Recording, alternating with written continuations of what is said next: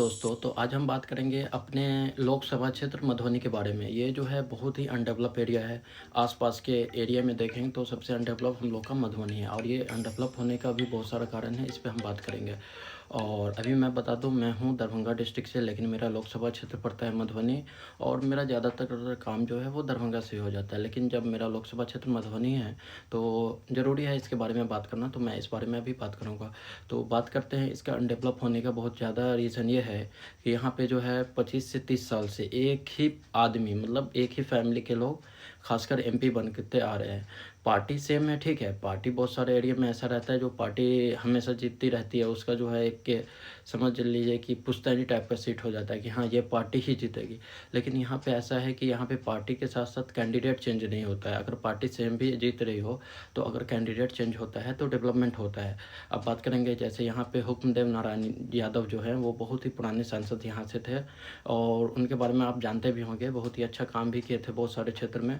लेकिन वो अपने एरिया को डेवलप नहीं कर पाए। अगर आप अभी भी मधुबनी में जाते हैं तो जाने ही के ही क्रम में इतना जाम, इतना पानी, इतना गंदगी मिलेगा, इतना रोड गंदा मिलेगा जो आपका मन नहीं करेगा कि ये भी क्या सिटी है।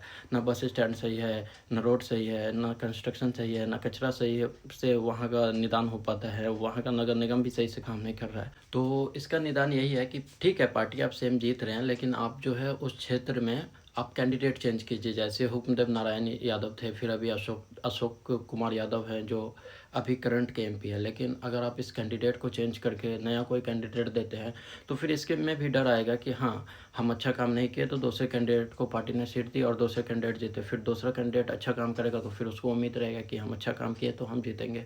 तो इस तरह से डेवलपमेंट होता है। अगर कोई पार्टी लंबे समय तक सत्ता में रहती है तो उसमें आदमी का अदल बदल होना ज़रूरी है। अगर आदमी एक ही रहता है तो वो लंबे समय पे वो जो है एक क्या बोलते हैं, राजा वाली बात हो जाती है कि हाँ वो शासक टाइप से फील होने लगते हैं उनको। लेकिन फिर लोकतंत्र आपको नहीं समझ में आएगा कि हाँ हम एक लोकतंत्र देश में रह रहे हैं।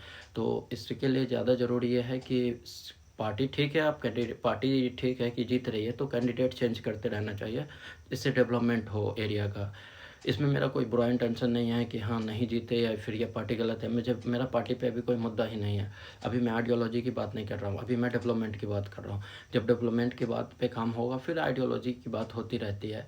आइडियोलॉजी में आप जब कभी आप आइडियोलॉजी आगे बढ़ाएंगे जब आप अच्छे माहौल में रहो, जब आपका स्वास्थ्य अच्छा नहीं है, जब आप सही से ज़िंदगी जी नहीं पा रहे सही से, तो फिर आप आइडियोलॉजी लेकर क्या करेंगे।